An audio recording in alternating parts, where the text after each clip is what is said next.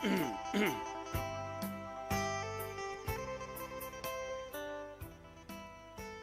ขอยกมือ10 นิ้วกราบนอบน้อมอย่างพระติรัตนเกี่ยวเจ้าตั้ง3 ประการอันมีพระพุทธเจ้าพระสัทธรรมเจ้าพระสังฆเจ้าอันเป็นสรณะที่เปิ่งที่เคารพนับถืออันสูงสุดในชีวิตขอกราบคารวะแด่ไตรไวยสาปารมีธรรมพระมหาเถรานุเถระเจ้าคณะอาจารย์ท่านเจ้าพระภิกขุสงฆ์องค์สามเณรจุตนจุองค์โดยความเคารพเจริญสุขเจริญปอนปอออกไม่ออกศรัทธานาบุญญาติโยมสาธุชนพุทธบริษัททุกท่าน ก็ขอน้อมต้อนรับทุกท่านเข้าสู่รายการมรดกธรรมกำเมืองและสาระธรรมกำเมืองทางสถานีวิทยุกระจายเสียงพระพุทธศาสนาแห่งชาติและสังคมคลื่นเพื่อการศึกษาพระพุทธศาสนาและวัฒนธรรมคลื่นพระพุทธศาสนาและจริยธรรม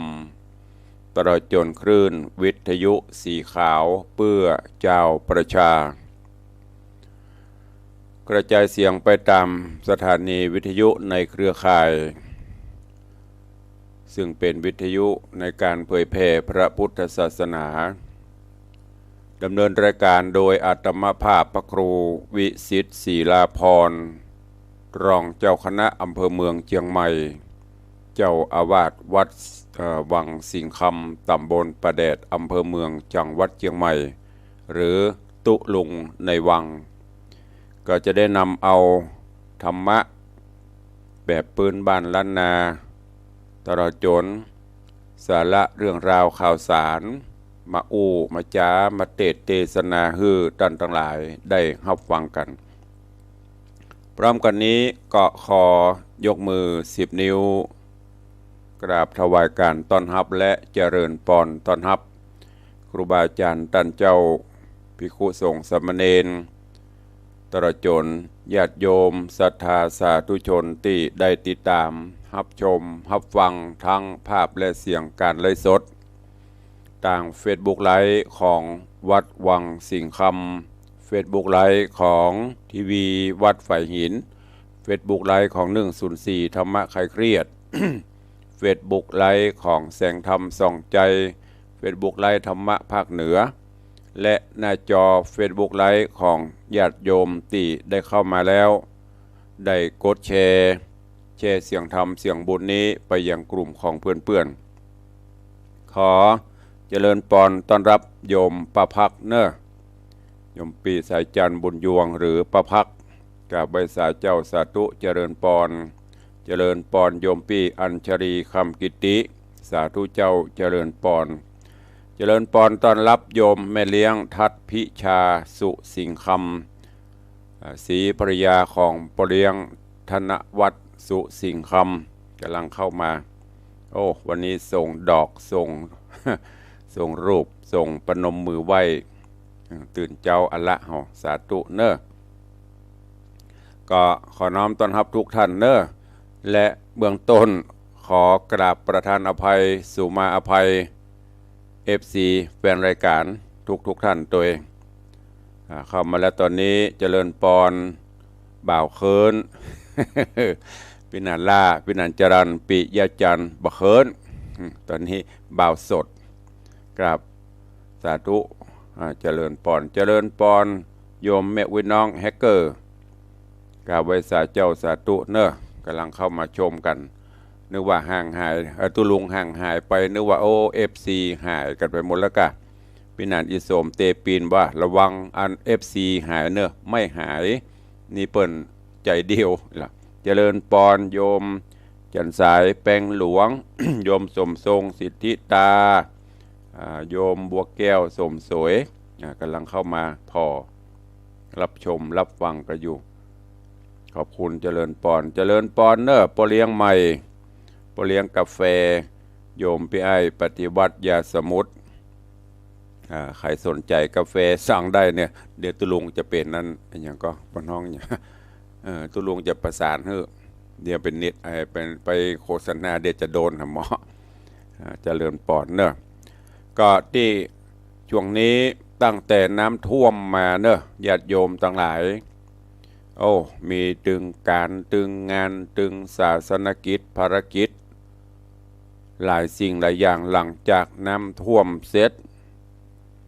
ก็เคลียร์อย่างเสร็จมาก็มาต่อด้วยงานจุลและงานออกภาษาเสร็จก็มาถึงงานจุลและกฐินซึ่งปีนี้เป็นนาบุญเป็นปีแรกประวัติศาสตร์ของวัดครั้งแรกของวัดตีตังมหาวิทยาลัยไฟเทิร์นโดยเมตตาของท่านอาจารย์แม่ดร.มรกตตรจนดร.จิตติพัฒน์ดร.ชัดทิพย์สุวรรณชินพร้อมเครือญาติตระกูลสุวรรณชินตระกูลจันทรปัญญาและก็คณาจารย์ครูบาอาจารย์ร่วมกับปออกไม่ออกศรัทธานาบุญสะพานบุญสายทานบุญและคณะศรัทธาวัดวังสิงคำร่วมกันน้อมถวายผ้าจุลและกฐินเสร็จสิ้นไปก็เตรียมงานกันมาเป็นระยะเวลาเมินนักแก่จนงานเสร็จสิ้นสำเร็จลุล่วงไปด้วยดีเนอะตุลุงก็ต้องขอบพระคุณอนุโมทนาบุญกับ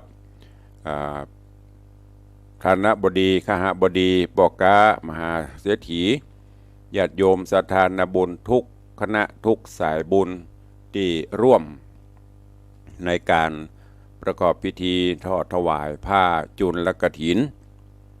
แล้วก็ร่วมประกอบพิธีวางศิลาฤกษ์สร้างกุฏิสงฆ์โฮงหลวงของวัด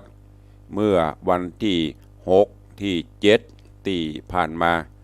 จนเสร็จสิ้นเรียบร้อยไปด้วยดีโดยเมตตาจิตเมตตาธรรมของทุกท่านเจ้าวันนี้ก็เลยขอเมตตาแจ้งยอดกฐินอย่างไม่เป็นทางการเนอะบ่ได้เอามาอวดบ่ได้เอามาอ้างบ่ได้เอามาสรรพคุณอย่างเนอะแต่เพื่อให้โปร่งใสไวยะบ่ให้มีสิ่งเคลือบแคลงใจ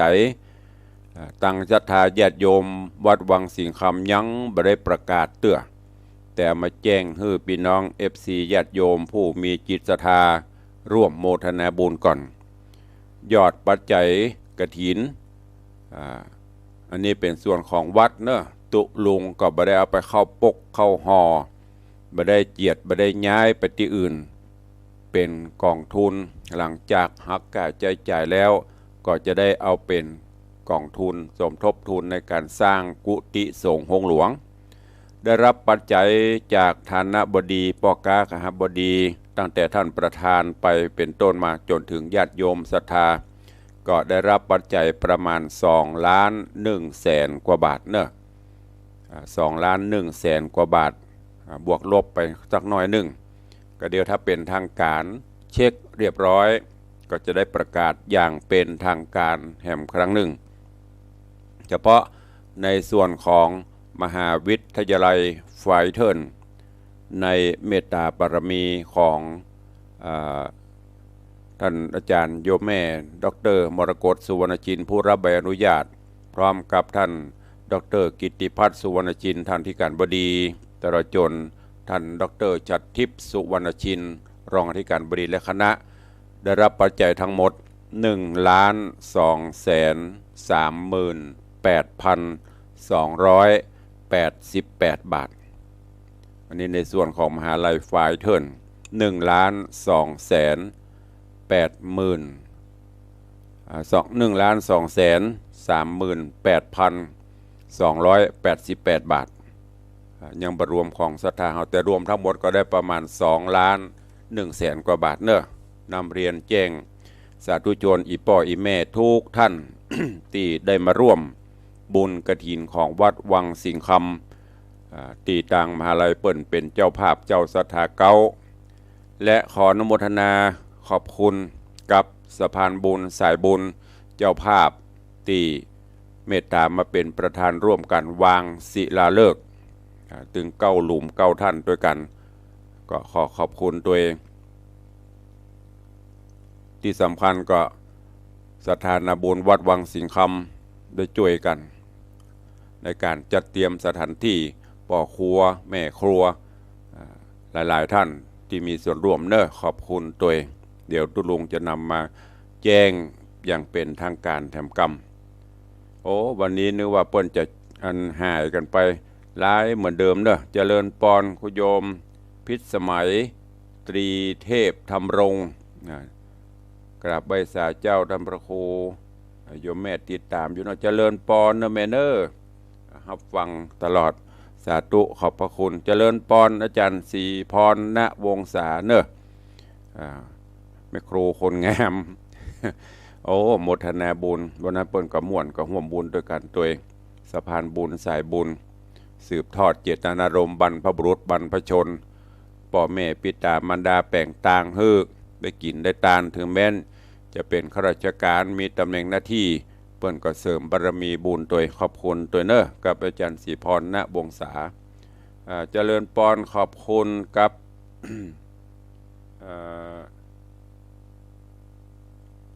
แม่ครูเหรียญทองตัวแล้วก็วันนั้นเนอะขอบคุณกับโยมปอเลี้ยงทองใบเปรมประชาโอ้โยมปอเลี้ยงมากูงานปนบัตรตุเจ้าเป็นลูกเป็นหลาน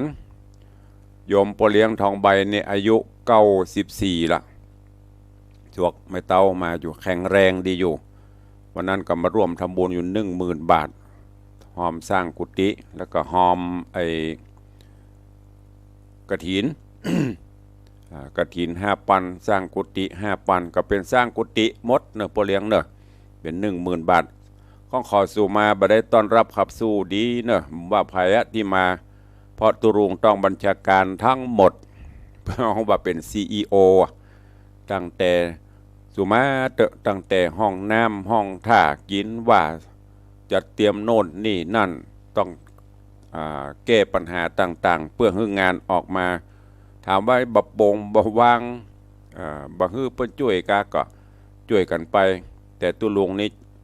จะเป็นผู้ที่ดูแลทั้งหมด เพื่อให้มันบกพร่องน้อยที่สุดเนอะก็ขอบคุณอนุโมทนาบุญตัวแม่ครูเหรียญทองยันทีก็ร่วมโมทนาบุญมาก็อนุโมทนาสาธุเนาะ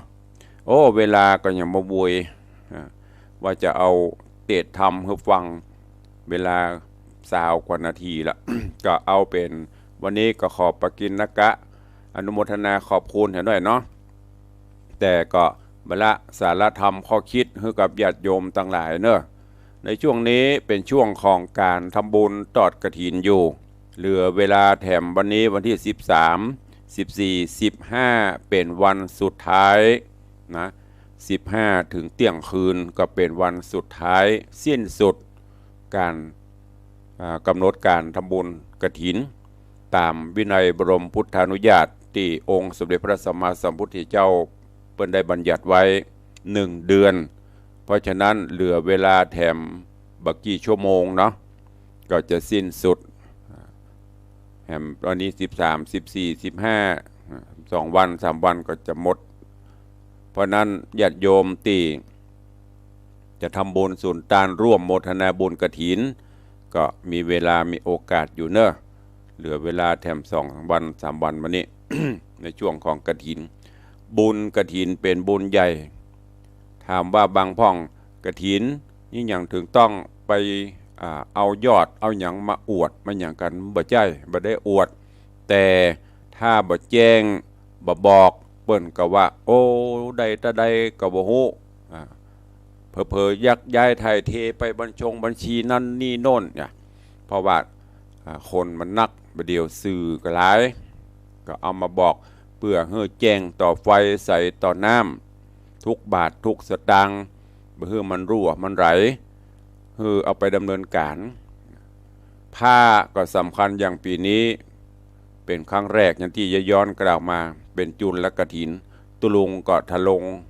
หรือว่านุ่งห่มผ้าจุลกฐินเป็นผ้าฝ้าย ที่เปิ้นทักเปิ้นต่อฮือแล้วเสร็จ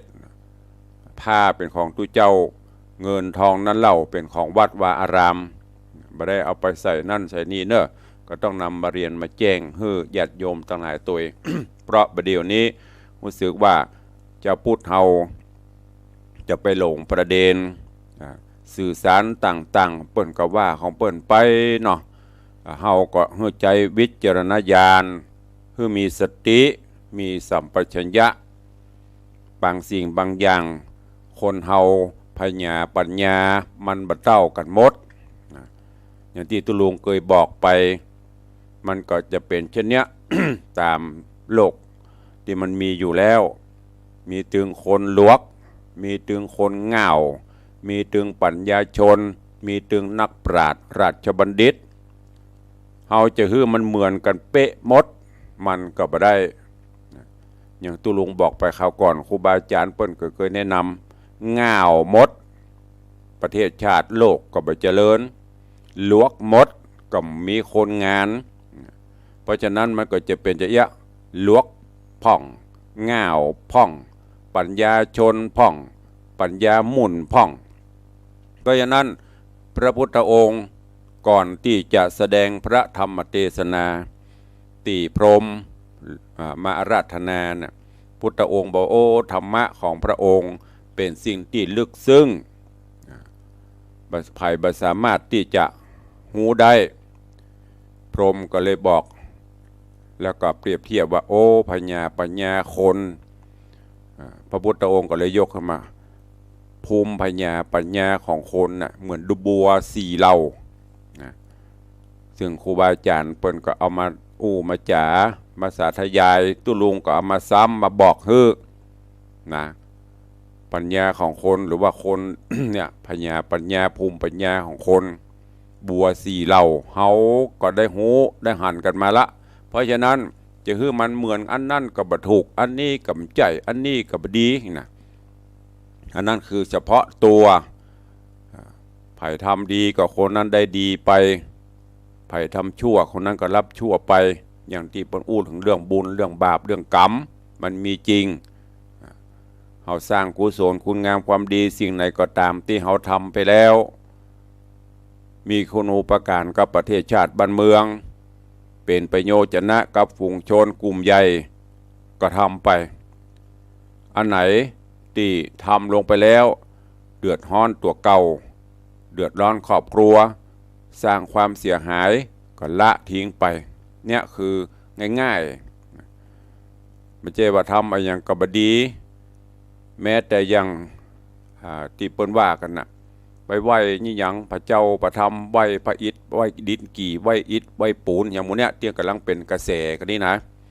โอ้ปันกว่าปีมา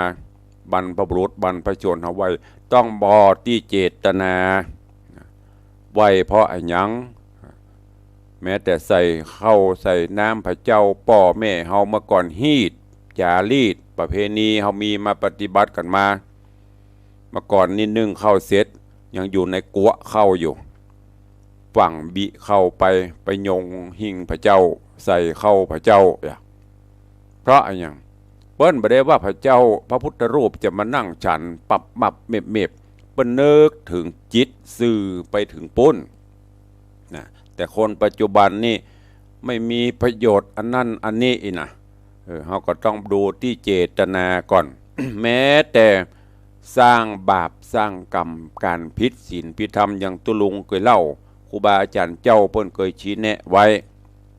การจะผิดศีลผิดธรรมเนี่ยแม้แต่อย่างง่ายๆที่ตุลุงเคยบอกนะองค์ศีลที่พระผู้มีพระภาคเจ้าเปิ้นได้ยกขึ้นไว้แม้กระทั่งอย่างศีล5น่ะอย่างที่ข้อหนึ่งที่เคยเอามานำเสนอที่พุทธบัญญัติเปิ้นบัญญัติไว้ปาโนสัตว์มีชีวิตปานะสัญญิตาตนรู้อยู่ว่าสัตว์มีชีวิตวัฏกัจจิตตั้งจิตคิดจะฆ่าอุปกมโมทำความเพียรคิดจะฆ่าเตนะบารนังสัตว์ตายด้วยความเพียรนั้น5อย่างนี้ก่อนหรอมันจะผิดเต็ม100%ว่าไม่ใช่ว่าฆ่าป๊อบผิดผิดเต็ม100มันจะหรอ ดูที่เจตนาอันเนี้ยเพราะนั้นฝากไว้เนอะ ญาติโยมลูกหลานเยาวชนคนดีขอให้มีสติมีปัญญามีปัญญาฟังไปเถอะนั่นคือผลประโยชน์คนนั้นนำเรื่องนั้นมาอู้อย่างประเด็นนี้คนหนึ่งก็เอาพระไตรปิฎกคนหนึ่งก็เป็นพุทธวจนะมีสปะสปันแม้แต่มาว่าพระเจ้าพระสงฆ์บางรูปก็อู้จะนั่นบางรูปก็นี่นั่นคือปัญญาของไผ่ของมันแต่เขาก็ฟังได้ประโยชน์เขาก็เอามาใส่เอาเนอะใส่เอาอย่างที่เปรียบเทียบเขากินแกงนั่นอ่ะบางพ่องก็มักผักเผ็ดบางพ่องก็มักเห็ดลมบางพ่องก็มักไอถั่วปูบะบอยมูนี่ชอบบ่เหมือนกันโลกจริตไผ่จริตมันจะคือมันเหมือนกันเป๊ะเป๊ะเป๊ะเป๊ะนั่นก็ไม่ใช่หลักคำนี่ก็ไม่ใช่หลักธรรมมันเฮาจะเอาไม้สักต้นหนึ่งมาปลูกบ้านแปลงบ้านเฮาก็ต้องพอตั้งแต่เปลือกมันเข้าไปเลิงจะเลอะเผลอดวงเจาะทางในก็มีรู้ต้องดูต้องสื่อเข้าไปมันถึงจะเป็นสิ่งที่ได้ทัศนประสงค์ของเฮาเพราะนั้นก็ฝากไว้ฟังตาดูหูฟังแล้วใจปัญญาพินิจพิจารณาจะไปฟังตัดสินใจส่วนมากที่เปิ้นคอมเมนต์ส่วนมากที่เปิ้นอย่างนั้นนะเปิ้นก็เต็มใจอย่างเฮาหมู่เฮาคันนี้มีปัญหาเนาะอย่างแม่ครูเหรียญทองเฮ้ยตาลเขาก็ตาลไปอย่างโยมปีอย่างต่างๆครูบาอาจารย์ญาติโยมในที่ฟังรายการเนี่ยเฮาไม่สะทกสะท้านจะไปหวั่นไหวกินไปตาลไปแต่ถ้ามันเดือดร้อนก็ต้องกินมันต้องตาลเตื้อเปิ้นจะมีกระถินพระป่าแปลงโน่นแปลงนี่แปลงหั่นแปลงอย่างได้ยินข่าวเฮามีตังมีปัจจัยเฮาก็หอมไปบ่มีเฮาก็หยุดเปิ้นบ่ได้บังคับกฎเกณฑ์อันอย่างที่เฮาทำแล้วมันเดือดร้อนเฮาก็เว้นมันต้องทำมันต้องไปตัวกระแสนั่นนี่นั่นประเดี๋ยวนี้แม้แต่สื่อต่างๆเอาไปล้อเลียนเอาไปเล่นกันโดยเฉพาะต่างพระสงฆ์องค์เจ้าต่างพระพุทธศาสนาเขานี่เป็นของเล่นไปหมดเอาไปล้อเลียนประตกประเสี่ยงแล้วก็โยมเขาที่สำคัญมันนึงอาตมาขอเมตตาตุลวงขอฝากที่มันจำเป็นจะไปแชร์ไปเลยล่าบางเตื้อข่าวสารโอ้เปิ่นปดสีขาลาเป็ดพอมีลูกมีเต้ามีหลานยังมีให้อยู่เอามาฟื้นขึ้นมาแล้วโยมบอกโหก็ด่าอย่าเพิ่งตัดสินอย่างลักกลามาสูตรนะที่พระพุทธเจ้าเพิ่นสอนเจ้าว่าจะไปเชื่อโดยยินจะไปเชื่อว่าเป็นครูบาอาจารย์พิจารณาให้ก่อนแล้วก็เชื่อเนอะเนี่ยเป็นห่วงญาติโยมทั้งหลายสถานการณ์ปัจจุบันโดยเฉพาะทางสื่อสารต่างๆเสพสื่อกันเข้าไปก็มีวิจารณญาณยิ่งประเดี๋ยวเพิ่นมีกฎหมายอย่างออกมาแหมตุลุงก็เป็นห่วงจะไปฟังเอาไปแชร์จะไปฟังเอาไปอย่างเนอะทำบุญไปเตอะมันบรรสูญหายจะสุขสบายต่อเต้ากุมเท่าจะสุขสบายต่อไปหน้าบุญคือความสุขใจเราได้สงเคราะห์อนุเคราะห์ช่วยเหลือก็ทำไปแม้แต่อย่างบุญกฐินอย่างที่ได้บอกไปตะเกียบางพ่องก็ว่าโอ้ไปแปลงวัดบาอารามใหญ่โตมีประโยชน์ละคนที่ว่าก็ตึมไปตึมบอกเข้าเตี้ยแปลงบนบ่ายแปลงหื้อนกหื้อหนูอยู่หื้อหมาไปขี้ไปเหี่ยวมันก็แล้วแต่สถานภาพแต่ละตีนโยมเนอะบางพ่องก็แต่หรอแปลงใหญ่แปลงโตแล้วลองฮื้อไปเข้าห้องน้ำไปวัดไปวาที่บางวัดเนี่ยทุกเจ้านะตุกใจนะโยมเฮ้ยมาพัฒนาเพี้ยวแปลงญาติโยมก็ว่าโอ้ไปพ่อวัดเปิ้นพอโลวัดเหนือวัดใต้เปิ้นเสาะกฐินผ้าป่ามาแปลงหั่นแปลงนี่ม้วนพอทุกเจ้าบ้านเฮาเหรอกินนอนโดนลองพัฒนาไปเอาแฮมเมาะสร้างอย่างปลำปเหลือ แปลงยังปล้ำปเหลือโดนนะนี่แหละญาติโยมทั้งหลายหัวอกพระเจ้าพระสงฆ์เขาเปิ้นก็โหเจ้าเปิ้นโหนะที่มาโอ้นี่มันจะว่าเอาใจเป็นใจหมู่เดียวกันไม่ใช่ต้องแยกแยะเอา ศักยภาพของแต่ละท่านแต่ละคนวัดบางวัดก็ตุเจ้าเปิ้นก็พัฒนาไปลองฮื้อหมู่ที่ว่าเนี่ยสุมาเด้อที่เขาว่านะแปลงอย่าบล้ำเหลือต้องสงบสงัดนะไปเข้าห้องน้ำบัดท่าอย่างอะบัดท่าพระเจ้าบัดท่าวิหารเนาะไปเข้าห้องน้ำโสกปรกก็โดนสุมาเด้อเหม็นบึ้งนะก่อนก็มีนะบ่ไปบ่ว่าดีละอ๋อตุเจ้าวัดนี้ศรัทธาบ้านนี้ไปถึงศรัทธาพุ่นล่ะป้อมเพี้ยวปัดเนี่ยลองเฮาเนี่ยไปแปลงใหญ่แปลงโตเกิน นี่แหละสังคมมนุษย์เพิ่นว่าครูบาอย่างครูบาเจ้าเถืองเพิ่นว่าใดเปิ้นแปลงก็แปลงไปกะค่อยหอมเฮาก็หอมบ่มีสตางค์ก็ยกมือสาธุบางพ่องว่ายังไปสร้างโรงพยาบาลนานาสเพเหระว่าไปกระเปิ้นกระแปงและกระทั่งราชการก็ต้องมาเปะบารมีพระเจ้าพระสงฆ์นะญาติโยมจะว่าเปิ้นหอมจะแปลงโรงพยาบาลจะแปลงมูลนิธิก็ได้กลับมาล่ะพี่ตายหลวงพ่อคูณเปิ้นกระแปงแล้วไผยังบ่อวด ครูบาอาจารย์พ่อแม่ครูบาอาจารย์เปิ้นกระแปงไผยังบ่อวดอันที่ดีๆเปิ้นบ่อวดเนี่ยลองเป็นเทศกาลเนี่ยเพราะฉะนั้นพุทธะผู้รู้ผู้ตื่นผู้เบิกบานเขาให้จิตใจเบิกบานแจ่มใสเนอะจะไปขวัญไขว้เขวจะไปหวั่นไหวไปด้วยกระแสที่ตุลุงแนะนำกินไปตานไปถ้ามันบรรทุกใจตานแล้วมันบ่ได้อย่างมันตุกก็มันตุกใจบ่สบายใจบ่พร้อมก็ย่างพักพร้อมแล้วศักยภาพมาเต็มที่แล้วก็ทำไปเฮาทำแล้วเฮาสุขใจก็ทำไปเถอะเพราะว่าพุทธกับพราหมณ์กับไสยศาสตร์มันก็มาด้วยกันจะเนี่ยอย่างฮีดบ้านเฮาเมืองเฮาสืบชะตาสะเดาะเคราะห์ล้อแนมเนี่ยถ้าคนที่หมู่ที่มันออกสืบบดีสักอย่าง ต้องอยู่ที่การกระทำถูกต้องบัดเถียงเปิ้นนะแต่มันก็ต้องมีสิ่งเตือนโดยเฉพาะตังเหนือเขานี่ บนห้องว่าอย่างก็วิศนาธรรมแม้แต่เครื่องสืบชะตาเนี่ย ที่ครูบาอาจารย์เคยเล่าที่ตุเจ้าเคยมามันแฝงไปในหันหมดเปิ้นจะเนี่ยแบบไปเรื่อยหรอทุกอย่างมันมีดีอยู่ในตัวของมันสืบชะตาแม้แต่เครื่องไม่กำบางพ่อว่าไปนั่งอย่างนั้นไม่กำทำมาได้อย่างรับตาทุกเจ้าสวดเอาฝ้ายมาใส่หัวไปได้แต่แล้วในฮั่นเปิ้นจะมีข้อคิดมีปริศนาธรรมอย่างไม่กำที่เปิ้นเอามาสุมมัน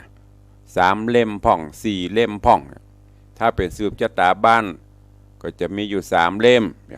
3 เล่มก็เปรียบเสมือนในครอบครัวประกอบไปด้วยไผพ่อแม่ลูกหรือผัวเมียลูกพ่อเข้าใจแม่แม่เข้าใจลูกอบรมก็ดีลูกเต้าอยู่ถ้อยฟังกรรมบ้านนั้นครอบครัวนั้นก็มีความสุขเปรียบเสมือนว่าสุมก็เนี่ยลองไปเตะและแยกออกเอาเล่มนั้นไปเปะตัวหนึ่งเอาเล่มนี้ไปเปะตัวหนึ่งก็เปรียบเสมือนพ่อไปติ่งแม่ไปติ่งลูกก็ไปติ่งเป็นขี้เหล้าขี้ยาครอบครัวนั้นก็บ่มีความสุขเปิ้นแฝงปัจจัยก่อนที่จะวิเคราะห์ก่อนที่จะวิจารณ์นั่นบดีนี่ไร้สาระให้พิจารณาพอให้ก่อนพิจารณาดูดีๆน้ำหม้ออย่างเปิ้นถือว่ามาตั้งเปิ้นซื้อถึงบางเฮือโคนเขามีน้ำจิตน้ำใจต่อคนรอบข้างเมื่อก่อนนี่บ้านรอบข้างเนี่ยดีกว่าพี่น้องก่อนคำว่าดีก็อย่างฝากผีฝากไข่ไว้กับบ้านกับจองใกล้ๆหั่นน่ะคนตะกอนพอเปิ้นมีหัวรอบขอบชิดอย่างเดียวโลหัวก็มีเอาบ่โหงมาปลูกเหรอถ้าไปอยู่ก็เอาไม้หวกไม้บงไม้หัวกระแลงประตูเหรอนั่นแสดงว่าเปิ้นไปอยู่ไว้เขาฝากบ้านกำเน้อ มีน้ำจิตน้ำใจพ่อกันโลโอ้ปะแก้วไปอยู่โลไปใจบ้านเพื่อไปเตื้อนี่คือมีน้ำจิตน้ำใจให้กันเนี่ยกินอย่างเดียวได้กิน3-4อย่างตำน้ำพริกส่งไปบ้านนั่นส่งไปบ้านใกล้ๆบ้านใกล้ๆลาบส่งมาตำน้ำพริกเขาได้กินเพื่อลาบก็โดยเนี่ยน้ำจิตน้ำใจขัวเดี๋ยวบนเอาสืบจะตาฮะก็เป็นพิจารณาเป็นข้อคิดทอดสะพานไปหากันบ้านใกล้จะไปพิษไปเถียงประเดี๋ยวนี้บ้านน่ะเอาตองล้ำหัวไปหน่อยก็เดือดร้อนกิ่งไม้ล้ำไปหน่อยก็เดือดร้อนเผาขี้เงี้ยสาบไปหน่อยก็เดือดร้อนเนี่ยมันมีน้ำจิตน้ำใจฮื้อกันนะประเดี๋ยวจุมาเตอหมาไปขี้น้ำบ้านหน่อยไปเงี้ยเราก็จมน้ำใจไม่มีให้กันละเป็นเรื่องเป็นราวล่ำมาตัวเดียวนะฆ่ากันก็มีอันเนี้ย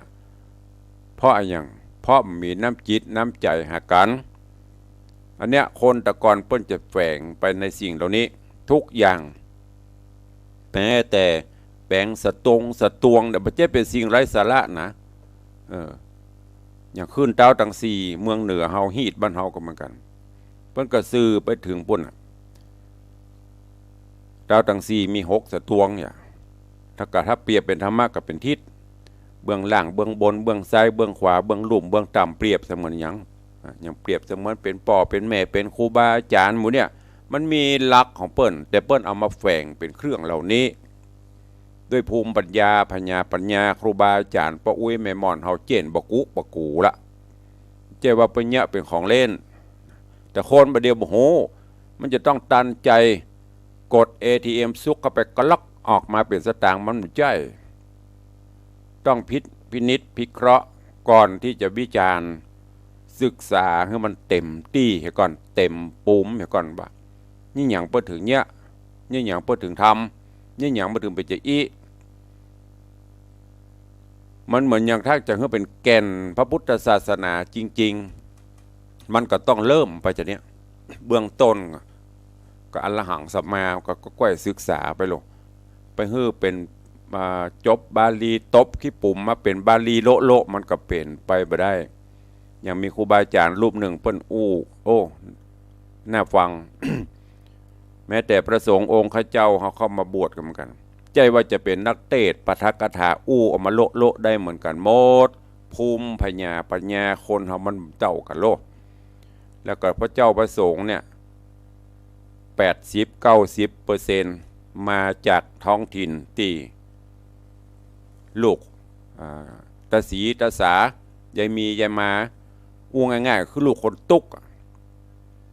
เข้ามาบวชมาอย่างไม่ใช่ว่ามาแอบแฝงนะก็มาเพื่อศึกษามาร่วมกันเผยแผ่ก็ก้อยตามอัตภาพไป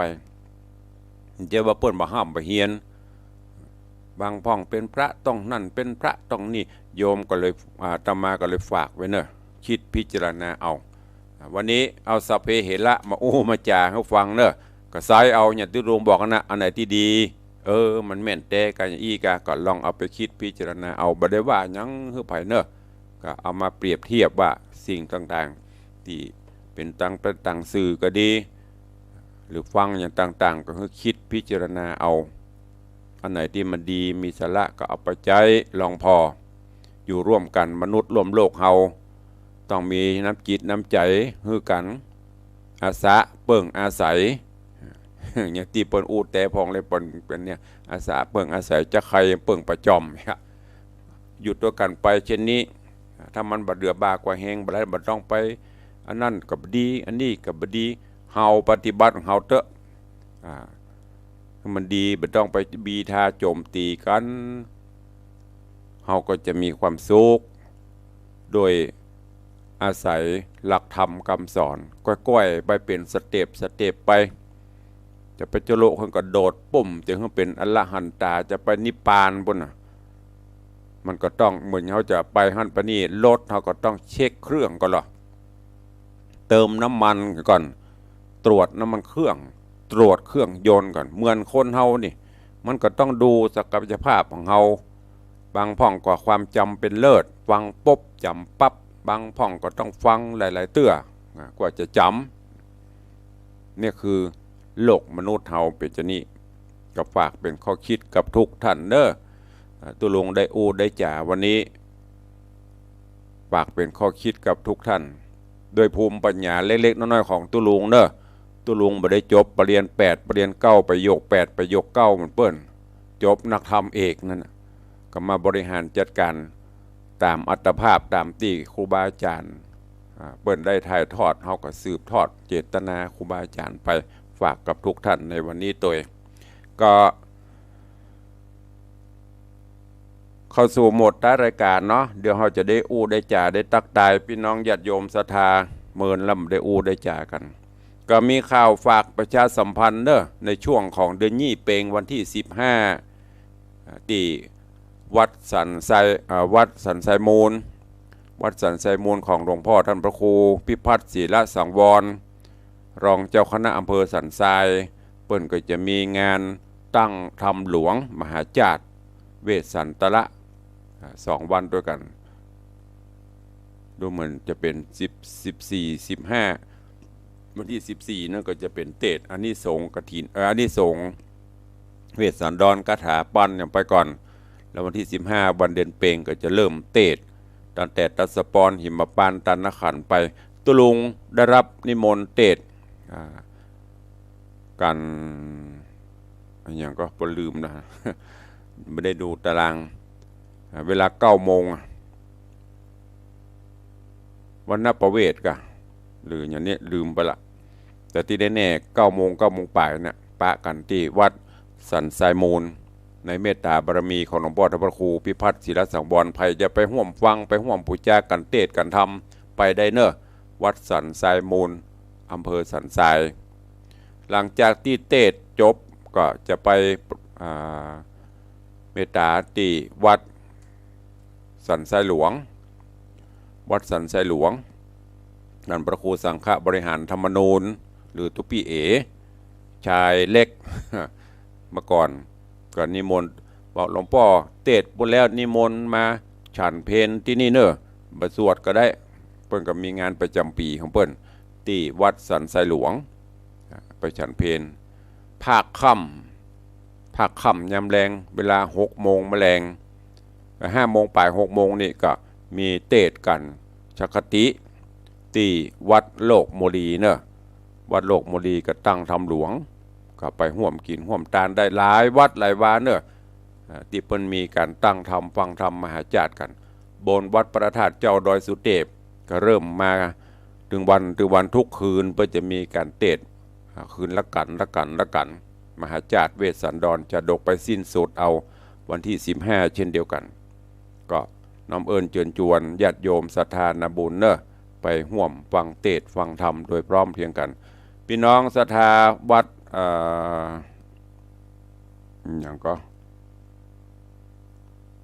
ประตูป่าอย่าลืมชื่อไปเลยฮะ เป็นตะวากะหลวงพ่อโทรก็ว่าโยมโทรมาฮะเจตวันวัดเจตวันหนองหมูปรากฏว่าเปิ้นบ่ได้นิมนต์แล้วเปิ้นถามไปประเทศนะก็เลยบอกว่าโอ้บ่ได้เปิ้นบ่ได้นิมนต์โลเปิ้นก็เลยแคนเซิลโยมพ่อโยมแม่ FC ตุลุงเนอะเจตวันหนองหมูปีนี้มันได้เจอกันเนอะตุลุงบ่ได้ไปเพราะว่าถึงจะไม่รู้ประเดี๋ยวนี้นิมนต์ประเดี๋ยวก็บ่ได้ละเพราะมันติดเวลามันเดียวกันฮับที่อื่นแล้วไปจังปุ้นกับมันตันละก็เอาไว้ปีหน้าหรือเขาต่อไปเนอะหลายท่านหลายคนต่างเจตวันหนองหมูก็ได้ไปห่วมเปิ้นก็เข้าสู่มาอภัยตัวตั้งหน้าจอตอนนี้มีไผ่โยมปี้ดวงรัตน์วงขมาโยมแม่ครูเหรียญทองจันทีวันนั้นแม่ครูมาก็ฮะมาหุ่มมาสุมาได้ตุ้ลงหลงลืมนะไผ่พ่องเป็นไผ่พ่องบ่ฮู้แล้วเด็กกับพ่อบ่ได้ตักบ่ได้ตายต้องขอสู่มาอภัยกับทุกท่านเนอะอย่างที่ตุลุงบอกนะทุกอย่างบัญชาการเองนี่อย่างต้มยาเองก็คือมันเต็มใจพอตุลุงเนี่ยอย่างเนี้ยถ้ามันเต็มใจมันจะได้หูมันเหมือนมันขาดอย่างหูต้องบัญชาการตั้งแต่ไปตั้งขบวนฮับแขกปั่นป้อนสปะอาจจะบ่ได้ตักบ่ได้ตายเนอะข ขอสู่มาอภัยอีป่ออีแม่ญาติธรรม FC ทุกท่านที่อุตส่าห์เดินทางมาร่วมกินร่วมทานหากแม้นขัดตกบกพร่องประการหนึ่งประการใดข้าพเจ้าขอรับผิดชอบแต่เพียงผู้เดียวบ่ได้เอาขึ้นมาขายหน้าสถาถ้ามันมียังบ่เปิงใจยัง ลงตีตุลุงนี่รับหมดนะส่วนคุณงามความดีบุญกุศลต่างๆยกคือเป็นของควรญาติโยมศรัทธาทุกท่านทุกหลังคาเฮือนเนอะทุกครั้งที่โยมมาเนี่ยว่าเป็นงานอย่างที่มาที่วัดนี่จะเหมือนที่อื่นวัดอื่นนี่ตุเจ้าก็จะนั่งรับแขกปั่นปอนตุลุงนี่ปั่นปอนเสร็จกับลุกไปแยกกันต่อโน่นนี่นั่นเอาเจอมันเป๊ะคือมันบกพร่องสมมติ100คือมันบกพร่องไปสัก5% 3%เนี่ย90 กว่าเปอร์เซ็นต์ให้มันดีที่สุดนี่ก็ฝากไว้ด้วยเจริญปอนเนอะยายเอ้ยดอยซิวขอบคุณเนอะวันนั้นฝากมากับพี่นันจรัญปิยจันทร์ละเจริญปอนโยมแม่นวลศิริหินเขียวไหวสาเจ้าสาธุเจริญปอนโยมปีชิดชบาบ้านเฮาบ้านน้อยป่นม้าเนาะหันเปิ้นตะลอนไปต่างอื่นเนาะ เซียวเล่นไปได้เนอะขอบคุณโมทนาบุญด้วยกันไปทางใดก็บุญเหมือนกันหมดอะ เจริญปอนคุณโยมสุพรรณีนี่ก็เหมือนกันย่ำเคยหันแต่หันได้ลืมไปละถ้ามาก็ต้องรายงานตัวตัวลงเสียอย่างนะคือประจำมันอะไรอย่างฮะสมองมันบันทึกความจำเนี่ยบางครั้งไปโยมประถมจำได้ก็จำแน่แต่ลืมชื่อต้องขอสู่มาอภัยตัวเองเจริญปอนท่านรองวันเพ็ญตัวเด้อท่านรองวันเพ็ญก็ไปหลายวัดแต่มันที่ในวังนี่ยังมาเถอะ โอ้เสียวเล่นไปเข้าใจอยู่บุญเปิ้นก็หลายตีหลายตังเนาะใกล้ไหนก็ไปฮั่นเติมเป็นอย่างอะว่างเว้นบ่ได้ยังต้อนรับอยู่กุฏิสงฆ์หงหลวงตุลุงยังขาดนักอยู่กำลังจะเริ่มมีปัจจัยวันเกิดกาตานหาป่อหาแม่กากึดใจได้ไข้ใจตันเติงใครกินใครตานที่อยู่ที่อาศัยก็มาร่วมกันสร้างเนอะตามเจตนาศรัทธาเหลือเวลาแหมน้อยเดียวก็จะหมดเวลาละเดือนนี้เปงเนอะมีบุญมาฝากแหมกรรมทุกวัดเปิ้นก็มีแต่พี่น้องญาติโยมอีป้อยแม่ FC ใครห่วมบุญตามอย่างที่ได้ปฏิบัตินั่นก็คือการปูจาโกมแขวนโกมปูจาพระเกศแก้วจุลมณีประทีปโกมไฟเนอะมีฮื้อปูจาปีนี้โกมก็แปลงเฮ้ยน้ำท่วมกุเตียนนี่เขาซื้อไปตำที่ร้านแกน1 4 50บาทนี่60 70ก็เด้อแต่ตุลุงก็เอามาเฮื้อปูจาแกนละ99 บาทโอ้อย่ามาแปลงตุลุงก็มั่มด้วยแปลงอย่างนั้นที่เหลือก็เป็นกระน้ำกับไฟวัดเนอะมันเป็นกระน้ำกับไฟวัด99 บาทกะหักต้นทุนก็จะเหลือประมาณ20 บาท30 บาทก็ถือว่าหอมกระน้ำกับไฟวัดเนอะถ้ามันแปลงก็บ่ต้องเอาอย่างตุลุงบอกนะจะไปโจมไปวัดหลวงละปูนก็99น่ะโคมแสนดวงอันนี้มาถึงแสนนะขอมีศรัทธาปูจาสัก100-200นั่นก็ดีอะกลุ่มกันน้ำกับไฟของวัดไปใครจะปูจาส่งรายชื่อแจ้งเข้ามาได้ตุลุงจะเขียนรายชื่อแล้วก็เอาไปแขวนไปห้อยเฮ้ยเนอะปูนโจรแผ่วขึ้นต้นปีใหม่พุ่นเนอะที่วัดวังสิงคำนะปูจาครั้งเดียวได้3 งานใครจะห่วมตัวก็มาเนอะโยมแม่นวลศิริตั้งตามอีมีนักกับมาตั้งเพพ่องโยมปี่ชิชบากับเดโยมสุพรรณีเนอะเจริญปอนแม่เลี้ยงวันเพนท่านรองวันเพนปูจาตั้งอันจังทองนักแล้วก็เอามาตั้งเพพ่องปูจาในวังพ่องเนอะโยมพี่อมพรโยมอมพรกันถ้ามีอันนี้เป็นเรื่องของโกมเนอะบูชาโคมประทีปโคมไฟชุดละ99 บาทใครจะปูโจมปูจาก็ส่งเข้ามาของแม่เลี้ยงทัดพิชาของพ่อเลี้ยงนี่ทุกปีบางปีก็พอตกเป็น100 ปุ่น ใครจะห่วมก็ห่วมได้เอาใครจะอู้ตัวตุลงเดี๋ยวเวลาแถม5 นาทีสุดท้ายมโหว่าวันนี้คลื่นสีขาวเป็นลิงก่อนจ้ะได้ฟังดูถ้าใครฟังตั้งคลื่นสีขาวพ่องแจ้งเข้ามาขอบพระคุณท่านอาจารย์พระครูอภิวัฒนวิกรมเนอะผอ.ของคลื่นสีขาวและก็ผู้อำนวยการในคลื่นสีขาวทุกคลื่นตั้งแต่ปุ้นเมืองน่านขึ้นมาโอ้แสดงว่าถ้ามีอยู่เจริญปอนครับผมครับขอบคุณครับครับแฟนพันธุ์แท้คิวไทยร้อนลำหูปะโถกะครับนี่แม่ไปเจ้าเฮ้ยม่วนเซียวกันไปเล่นกันไปม่วนดีอ้าวใครจะอู้ตัวแฮมเข้ามา0817836540สุวรรณพรหมมาก็ยังไปจบเจ้าเนอะค้างแหม2-3ผูกก่อนเดี๋ยวผูกก็เริ่มวันนี้วันพุธวันไม่ละกะวันนี้เปิ้นลิงสัญญาณเจริญปอนโยมพ่อเลี้ยงสาธุ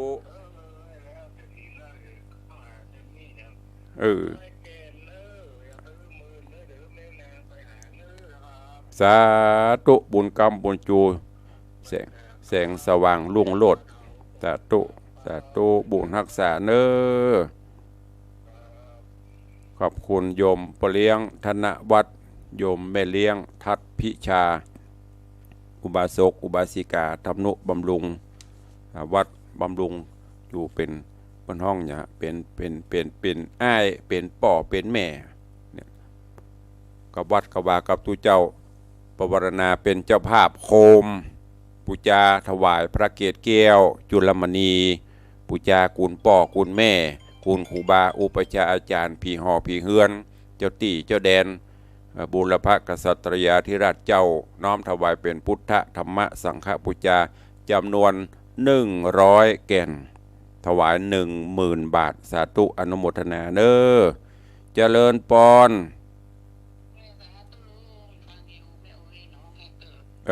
แม่อุ้ยจะเอาโกมกี่แก่นว่ามาพ่อเลี้ยงเอาละ100ประเดิมแรกละไปหาสาธุบุญอนุโมทนาเนอจะเลินปอน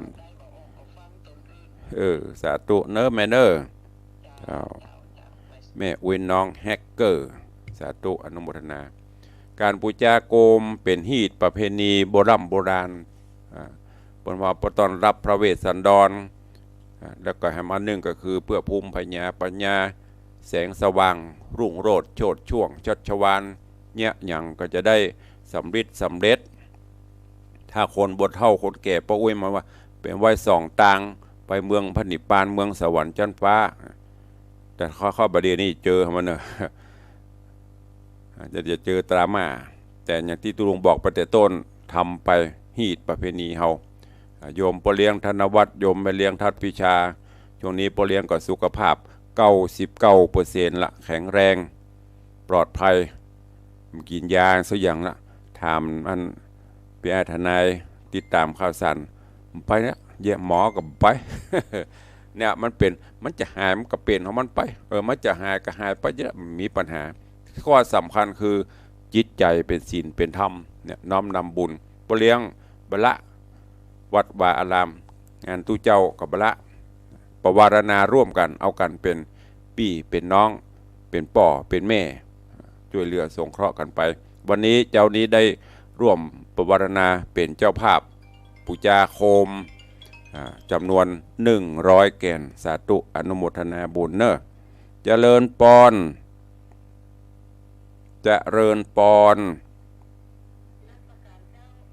จากดังได้เจ้าลำปางหนาเนาะ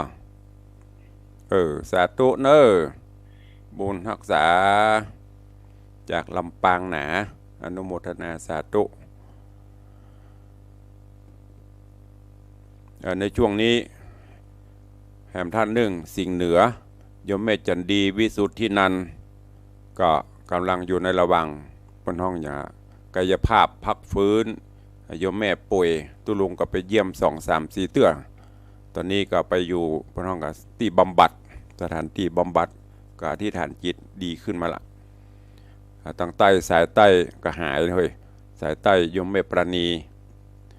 อันนี้ก็จะเหนียวแน่นอยู่โยมพ่อเลี้ยงเนี่ยทำนุบำรุงตะวาวันซืนกฐินก็ร่วมทำบุญ100,000 บาทหลายล้านละพ่อเลี้ยงบำรุงพัฒนาวัดจนเจริญก้านกุ้งรุ่งเรืองก็เนี่ยบุญกุศลนี่นะหนุนนำให้อยู่ดีมีสุขมาวันนี้เป็นเจ้าภาพปุจากรมอุทิศบุญกุศลให้ปิตามันดาปะเวแม่มอนญาติวงศาคณะญาติผีไตเก่าเน่าเมินพายแผ่บุญทั้งหมด100 แก่นนี่นะไปถึงหมดก็อนุโมทนาขอเป็นผลสะท้อนย้อนไปปกปักรักษาเนอะให้ได้อยู่ดีมีสุข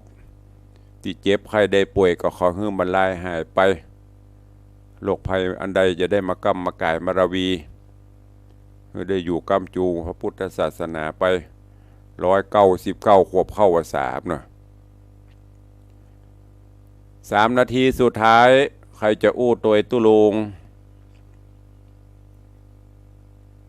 มีก็ใครจะอู้ตัวตุลุงเข้ามาเด้อ3 นาทีสุดท้ายทดเวลาบาดเจ็บวันนี้ขอบคุณตึงคลื่น96 เมกะเฮิรตซ์ในเมตตาของพระครูวรบนามวงพรหมเนอะกิจกรรมของตั้งหอคำหลวงก็มีเรื่อยๆอันนี้ทางพระครูประกาศแจ้งข่าวว่านัดเปิดประชุมไม่ได้ไปประชุมโดยสกรรมติดศาสนกิจขอบคุณท่านอาจารย์มหาประสิทธิ์เนอะผู้ดูแลควบคุมเทคนิคของคลื่น96ขอบคุณกับท่านอาจารย์พระครูสมุวิสุวัตรวรกิโจถ้าวันไหนตุลุงจัดสดท่านเจ้าก็ต้องมาดูแลควบคุมเทคนิคเพราะตุลุงไปจ้าง อาศัยเปิ่นไลฟ์สดเปิดทาง Facebook ตุลุงเปิดเครื่องเปิ่นก็จะปรับเครื่องให้ขอบคุณครับทางผู้อำนวยการคลื่นสีขาวเพื่อเจ้าประชาทุกคลื่นขอบคุณเหนือขอบคุณก็คือขอบคุณโยมพ่อเลี้ยงธนวัฒน์โยมแม่เลี้ยงทัดพิชาสุสิงคำที่ได้เมตตาเครื่องทรงไม่ว่าจะเป็นโน้ตบุ๊กไม่ว่าจะเป็นคอมพิวเตอร์ไม่ว่าจะเป็นโทรศัพท์ได้รับเมตตาจิตอันสูงยิ่งจากโยมพ่อเลี้ยงธนวัฒน์โยมแม่เลี้ยงเมตตาบริจาคจนได้กระจิตกระจายเสียงเผยแพร่ธรรมนี้ขอบคุณเนอะกับทุกท่านตัววันนี้เวลาหมดเวลาขอนำรายการจากทุกท่านไปก่อนเนาะลอยกระทงนี้หมูจะไปที่ไหนตาวัดวังสิงคำน้อมต้อนรับเนอะสะดวกสบายทว่าต่างพ่อหลวงเพิ่นกระแปงตาต่างวัดก็โดยท่านรองท่านพระครูประหลัดวิเชียรพร้อมถึงคณะศรัทธาญาติโยมผู้เฒ่าผู้แก่เขาก็มาแปลงราชวัตรสัตธงประดับตกแต่งทางช่างไฟก็ใส่ไฟกันไปเพื่อรักษาฮีดหอยแหมอันก่อนท้ายสุดจะไปลืมแปลงซุ้มประตูบ้านเนอพอออกไม่ออกศรัทธาจะไปลืมฮีดเก่าหอยเดิมเฮาแปลงดีไว้ให้ลูกแปลงถูกไว้ให้หลานถ้าเฮาบ่สืบสารสิ่งเหล่านี้ก็จะมาลายหายไปไม่ใช่ว่ากระทงหล่นก็ไปแอวกันบ้านจองหอเฮือนเป็นเพราะว่าเป็นวันแห่งความสะอาดในช่วงวัน2 วันเนี่ยเพียวกวาดไปเป็นหัวเป็นชาต้นซาที่เขาปลูกมันบางงามก็ตัดแต่งประดับตกแต่งเพียวกวาดอันไหนที่ดีขวางก็ขวางเนอะคือมันล่องมันลอยตามประทีปโคมไฟไปปู่โจมปู่จาบ้านจองเอาอย่างมาแปลงซุ้มรักษาหีดหอยก็จวนลูกจวนเมียจวนผัวช่วยกันแปลงไปวันละเล็กละน้อยเนอะก็ฝากไว้ด้วยวันนี้ขอกูลแก้วเจ้าทั้ง3 ประการอภิบาลปกห่มปกป้องคุ้มครองปกปักรักษาทุกท่านขอได้อยู่เย็นเป็นสุขหมดทุกข์หมดโศกหมดโรคหมดภัยเดินทางไปแห่งหนตำบลใดก็ขอให้ได้แกล้วกราดปลอดภัยจากอุบัติเหตุเพศภัยจะได้มากำกายละวีคิดเงินได้เงินคิดทองได้ทองสมปองปรารถนาอยู่เย็นเป็นสุขสุขภาพระนามัยสมบูรณ์แข็งแรงเหมือนกันจุผู้จุคนจุตนจุองเนอจัตตาโรธรรมาวัฏันติอายุวันโนสุขังปะลัง